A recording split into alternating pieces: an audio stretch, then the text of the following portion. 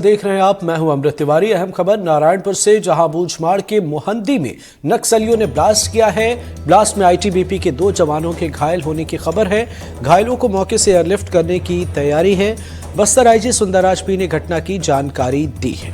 तो यह अहम खबर आपको बता रहे हैं। नारायणपुर बूझमाड़ के मोहंदी में नक्सलियों ने ब्लास्ट किया। ब्लास्ट में आईटीबीपी के 2 जवान घायल हो गए। घायलों को एयरलिफ्ट करने की तैयारी और इस मामले की जानकारी बस्तर आईजी सुंदरराज पी ने दी है। अब जो जानकारी सामने आई है वो ये है कि यहाँ पर मोहंदी इलाके में कुछ दिनों पहले कैंप बनाया गया और इससे पहले लगातार नक्सलियों के अगेंस्ट प्रशासन का, सुरक्षा बलों का एक्शन जारी है।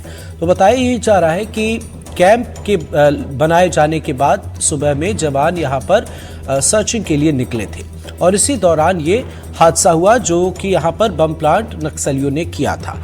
इसे एक्शन के रिएक्शन के तौर पर भी देखा जा रहा है। दूसरी बड़ी बात ये सामने आई है कि आज भी मुश्किल भरे हालात हैं। बूझमाड़ के मोहंदी में 2 जवान आईटीबीपी के घायल हुए, उन्हें एयरलिफ्ट करने की बात सामने आई है। तो बड़ी बात यह है कि आज भी यहाँ पर मूलभूत सुविधाओं की कमी है, जिस वजह से नक्सलियों ने आम लोगों को भी, जो आसपास के ग्रामीण इलाके हैं वहाँ भी उनकी कुछ पैठ मानी जा रही है और यही वजह है कि लगातार एक्शन के बाद भी नक्सली एक रिएक्शन जो है नक्सलियों का वो सामने आ रहा है। तो ये चुनौती जैसी स्थिति है।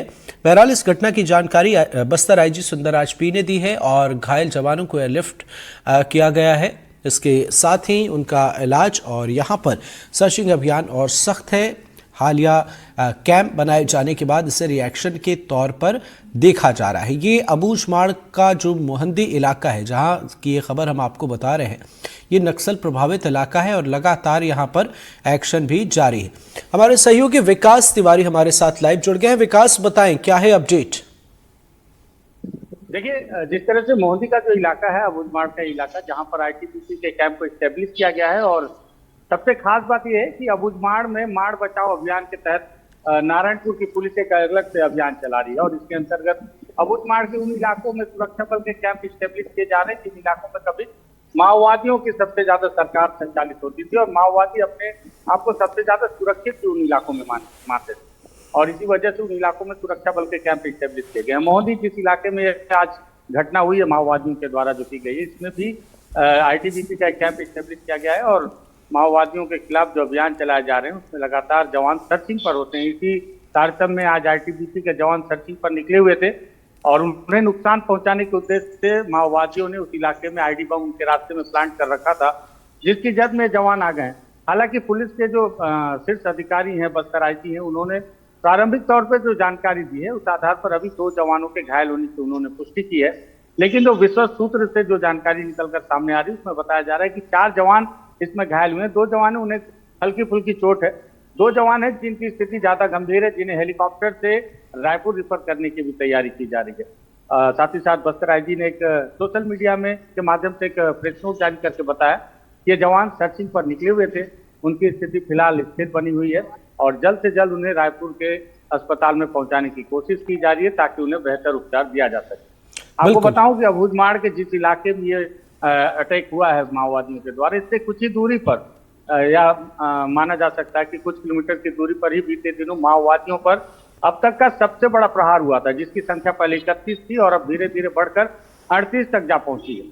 और जिससे कहा जाता है कि पुलिस के अधिकारियों का भी कहना है कि माओवादियों में बौखलाहट है और इसी बौखलाहट की वजह से वो लगातार जवानों को नुकसान पहुंचाने की कोशिश कर रहे हैं और जवान उन्हें नेस्तनाबूद करने की कोशिश कर रहे हैं। जी बिल्कुल, बौखलाहट है। रिएक्शन के तौर पर भी हम इसे देख सकते हैं। अब विकास, इससे पहले भी आप जुड़े थे, आपने बताया कि बूझमाड़ का ये जो इलाका है मोहंदी, यहाँ पर एक कैंप भी बनाया गया है। बड़ा सवाल यह है कि हमारे 2 जवान घायल हुए, उन्हें एयरलिफ्ट करने की जरूरत पड़ी। तो क्या मूलभूत सुविधाओं के सिर्फ दावे हैं या फिर हकीकत में वहां पर स्वास्थ्य सुविधाएं ठीक नजर आ रही? देखिए, ये जो हेलीकॉप्टर से एयरलिफ्ट करने की जो जानकारी पुलिस के अधिकारियों ने खुद दी है वो इस बात को पुष्टि करता है कि अब आप सोचिए कि नक्सल उन्मूलन पर करोड़ों रुपए खर्च किए जा रहे हैं। केंद्र सरकार पूरी तरह से फोकस उनका छत्तीसगढ़ में सिर्फ यही है कि उन्हें नक्सलवाद से छत्तीसगढ़ को मुक्त करना है।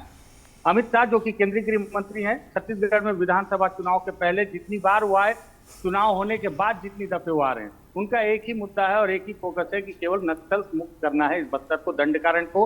उन्होंने 31 मार्च 2026 की डेडलाइन भी दे दी है कि 31 मार्च 2026 तक दंडकारण इन्हीं पूरे देश से नक्सलवाद का खात्मा कर दिया जाएगा और इसके लिए जितने पैसे की आवश्यकता होगी, जितने बल की आवश्यकता होगी, सारी चीजें दी जाएंगी। बस इस माओवाद को किसी तरह से समाप्त करना है। लेकिन असल मुद्दा आप देखिए कि लगभग 60 से 70 हजार की संख्या में, या हो सकता है सुरक्षागत कारणों से सही आंकड़ा हमारे पास ना हो, लेकिन उससे ज्यादा की संख्या हो सकती है।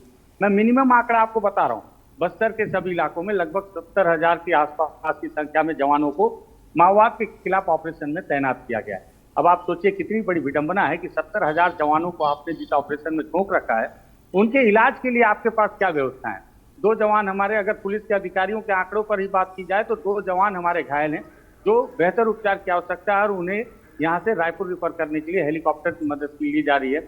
आज तक जगदलपुर में एक सुपर स्पेशलिटी हॉस्पिटल का स्ट्रक्चर बनकर तैयार हो चुका है, लेकिन उसे अब तक तैयार शुरू नहीं किया जा सका है। अगर सुपर स्पेशलिटी हॉस्पिटल होता तो मुझे लगता है कि जवानों को रायपुर ले जाने की जरूरत नहीं पड़ती।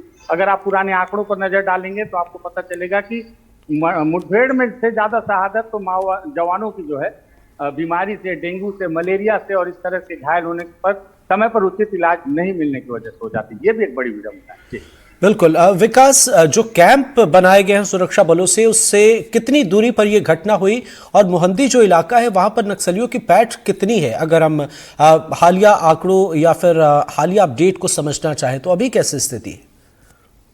देखिए, जिस इलाके में अगर सुरक्षा बल के कैंप स्टेब्लिश किए जाते हैं तो इस बात का गवाह होता है कि उन्होंने एक कदम, एक सीढ़ी और आगे बढ़ा लिया है उस इलाके में जहां पर कि माओवादियों को बैकफुट पर ढकेला जा चुका है। मोहंदी किसी समय में वो इलाका था जिस इलाके में आप रात को छोड़िए दिन में भी जाना मुनासिब नहीं होता था। जवानों को भी बड़ी संख्या में एकजुट होकर उस इलाके में जाना होता था किसी ऑपरेशन में, और इस बात की भी गारंटी नहीं होती थी कि मोहंदी के इलाके में अगर सर्चिंग पर जवान जाएंगे तो क्या वाकई में सुरक्षित लौट पाएंगे या नहीं, क्योंकि उस इलाके में माओवादी निश्चित ही तौर पर उन्हें अपने एम्बुश में फंसाने की कोशिश, उन्हें नुकसान पहुंचाने की कोशिश किया करते थे। लेकिन अब मोहंदी में ही सुरक्षा बल का कैंप स्टेब्लिश किया जाना इस बात का गवाह है कि हो ना हो माओवादी उस इलाके में कमजोर पड़ रहे हैं, उनकी पकड़ कमजोर पड़ रही है। निश्चित ही तौर पर अब उस इलाके में जवानों की पैठ मजबूत हो रही है। निश्चित तौर पर तो ये एक चुनौती जैसा है। विकास, अब आगे देखते हैं इस मामले में और क्या कुछ जानकारी मिलती है। आप नजर बनाए रखें अपडेट पर। फिलहाल बहुत बहुत शुक्रिया।